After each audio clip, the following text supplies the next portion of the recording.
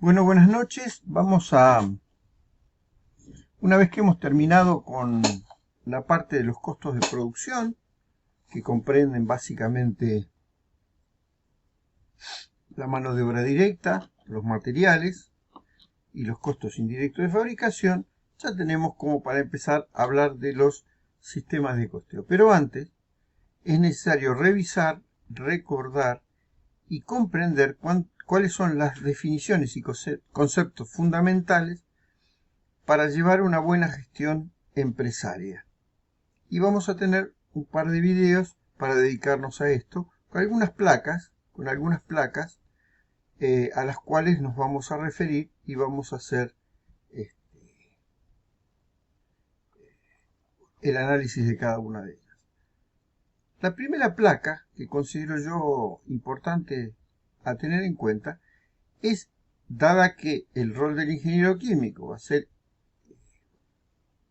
trabajando en cualquiera de las funciones que se le asigne en distintos tipos de empresas, tenemos que tener en cuenta la clasificación o las formas jurídicas que pueden adoptar las empresas. Y se pueden clasificar básicamente por tamaño, en pequeñas, medianas y grandes empresas, por el sector económico que atienden, ya sea primario, secundario, terciario o cuaternario, entendiendo como el primario la generación de materias primas que son transformadas y manufacturadas en el sector secundario o en el sector terciario a través de actividades que pueden llegar a ser de servicios. Y finalmente, en el sector cuaternario, cuando uno hace investigación y desarrollo e innovación, donde transfiere el conocimiento producido a la sociedad o a otras empresas que se dedican a lo mismo o a generar tecnología. Finalmente, por su giro de uso, como mencionamos, las manufactureras, las comerciales, las empresas de servicio o las financieras. Cuando hablamos de la propiedad del capital, recordemos que había en los distintos sistemas económicos, tanto de economía planificada como de economía de libre mercado, una posición de posición mixta. Entonces, en esa posición mixta va a haber empresas privadas, empresas públicas y empresas de capital mixto, tanto pública como privada, que se van a establecer su modelo de gestión. Y de acuerdo a su constitución jurídica vamos a tener de propiedad individual o de propiedad accionaria o sociales. Eh, Cuando hablamos de individual, de personas sobre las cuales recae toda su responsabilidad, y después tenemos las otras que son de capital. Entre las de personas tenemos la responsabilidad limitada, las colectivas y las comanditas por simple. Y después las sociedades anónimas, las cooperativas y las comanditas por acciones, que esto lo van a ver más en detalle en la materia de legislación. ¿Qué diferencia hay entre empresa y negocio? Bueno, se define a la empresa como una sociedad, cualquiera de las figuras jurídicas que hayamos visto, dado que una sociedad anónima puede ser integrada por muy pocas personas, o el capital accionario puede ser propiedad mayoritaria de una persona y el resto completarla, se define como una sociedad que se dedica a cualquier tipo de actividad económica o comercial.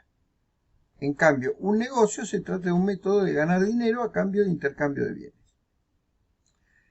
¿Cuál es el rol de su formalidad? Las empresas tienden a crecer en actividad comercial y deben formalizar su actividad. Y es necesario y conveniente y obviamente presionado por el Estado. En cambio, la actividad comercial puede ser mínima y el intercambio puede darse incluso hasta o a través de actividades en negro. ¿Y cuál es el rol del dueño? En una empresa llega al punto en que la dirige él mismo o trabaja de manera automática a través de un directorio de gestión. Y obviamente toda la estructura. En cambio, en el negocio y la productividad dependen absolutamente del dueño. Otro concepto fundamental que podemos decir de este tipo de empresas, que la empresa comercial adquiere productos terminados y los comercializa. En cambio, la empresa industrial toma materia prima y los transforma, como hemos visto en su momento. Los costos que tiene la empresa comercial son los costos de ventas, el precio que compra la mercadería adquirida y le agrega un plus que considera el empresario y lo comercializa. Respecto al costo de ventas, tenemos los mismos costos que habíamos visto, los costos de materia prima, los costos de transformación para llegar al producto terminado. En el caso comercial, analiza únicamente los costos de inventario que establecen la posición financiera de la empresa a través de las mercaderías. Y en cambio, en el caso de la empresa industrial, tiene que tener una cuenta de inventario, ya sea por materia prima, por producto en proceso, que vamos a ver en los sistemas de costeo más en detalle, y el producto finalmente terminado en almacenes listos para ser entregado. ¿Cuáles son diferencias de cada uno de los roles que participan ya en los distintos actores que intervienen con nuestra organización, ya sea negocio o empresa? Bueno, en principio tenemos proveedores, que son aquellos a los que le compramos bienes y servicios que van a ser comercializados o procesados industrialmente. Y esto es, en la medida que avanzó el tiempo, hoy este proveedor es clave, dado que hay acuerdos de características del producto el cual abastece. Estos proveedores, obviamente, cuando nosotros les adquirimos productos, se pueden transformar en acreedores, que son aquellos que nos prestan algún servicio necesario para desarrollar nuestra actividad. Generalmente los proveedores son o de bienes o de servicios y nos dan días a pagar nuestra mercadería. Por ejemplo, en épocas tranquilas daban hasta 30, 60 y 90 días. En épocas de inflación los plazos se acortan y ellos se transforman en acreedores de eso que nos aportan. Y obviamente aquellos que nosotros le proveemos nuestros productos se transforman en deudores. Y obviamente aparece el jugador cliente, que es a quien le vendemos nuestro producto terminado. Y ahora pasamos a un concepto desarrollado por Michael Porter, que se llama la cadena de valor, que ustedes lo vieron de otra manera en distintas etapas, ya sea el diseño, la investigación y desarrollo, la manufactura y demás. Bueno, Michael Porter estableció un modelo donde dice que hay 9 actividades que son fundamentales para desarrollar una actividad en una empresa. Unas las llaman actividades de apoyo, soporte, y otras las llaman actividades primarias, que son las que desarrollan en la organización. Para esto hablamos de infraestructura de la empresa, hablamos de la gestión de los recursos humanos, o sea, todo aquello que la empresa pone a disposición, ya sea tecnología y demás, para transformar la empresa, y la gestión de recursos humanos que completa el proceso productivo. Y el desarrollo tecnológico. Mientras más investigación y desarrollo tenga la empresa, más eficiente va a ser, más producto de calidad va a poder ofrecer al mercado. Y finalmente el abastecimiento a través de la gestión de costos. Y cuando analizamos las actividades primarias, vamos a tener la logística de entrada, o sea, los inputs, las operaciones o actividades o procesos que se llevan adelante y dentro de la organización, la logística de salida, los outputs, ¿sí? Las actividades de marketing y las de servicio o postventa. Todo esto establece mi costo. Y esto que está acá sería el margen que quedaría entre el beneficio, entre el valor de venta y todos los costos. Y para entrar un poco más en tema, tenemos que definir los tipos de contabilidad que se llevan adelante dentro de la organización. Y nosotros, como ingenieros, y en el caso de ustedes como ingenieros industriales, qué información van a tomar para tomar decisiones. La información financiera, obviamente, estará estandarizada a través de los NIS, como vimos. Y es información que se presenta a los accionistas u organismos externos que se consideran relevantes, para ver el estado de rendimiento económico-financiero de la organización. Obviamente ahí aparece la información fiscal o la contabilidad fiscal, que está regulada por el Estado y nos dice cuánto con cuánto impuesto tenemos que contribuir y qué criterios están adoptados. Acuérdense que existía un modelo, ¿sí?, que eran las normas internacionales de información financiera y fiscal, que ha adoptado el país. Después aparece la contabilidad de gestión, que detalla la información para uso interno, para planificar y evaluar resultados de lo que ocurrió durante y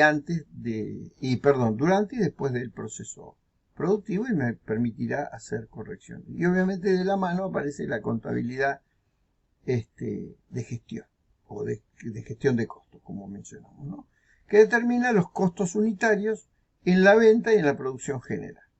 Nosotros hablamos de contabilidad de gestión, hablamos de contabilidad de costos y obviamente vamos a hablar de contabilidad administrativa, que es la que se encarga de cuestiones relacionadas con objetivos y metas que son propuestos por la alta dirección. Entonces, ¿qué es lo que vemos en nuestra materia? Contabilidad de costos básica, que es lo que vimos hasta ahora. Después vamos a ver contabilidad de gestión y contabilidad administrativa.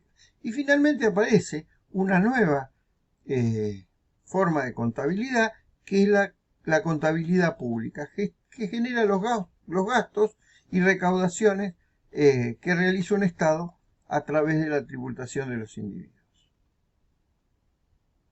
¿Cómo saber si se está llevando bien una contabilidad en una organización? Bueno, en principio que todas las transacciones comerciales estén ordenadas y actualizadas para tocar un botón. Esto lo hace bien un sistema de gestión, pero obviamente de gestión como SAP o Tango, o aquellos que dan de vuelta, pero tiene que estar bien cargado. No presenta inconvenientes a la hora de tributar.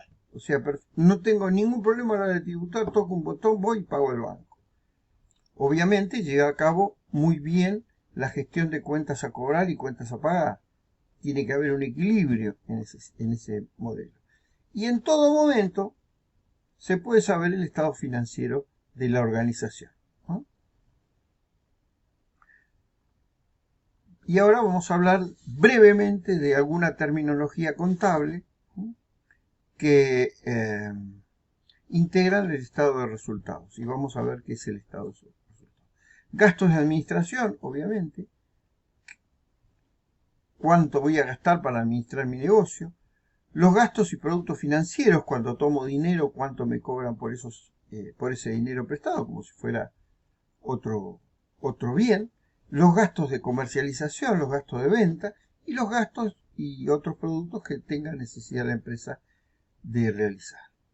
Y otra terminología contable que suma al estado de resultados son las ventas totales, lo que me determina ingreso, precio por cantidad, la devolución por ventas, que pasa de nuevamente tenemos que volverlo a cargar en inventarios o en pérdidas, depende del estado de la devolución que nos hagan, pero representa una erogación nuevamente, estamos devolviendo la plata.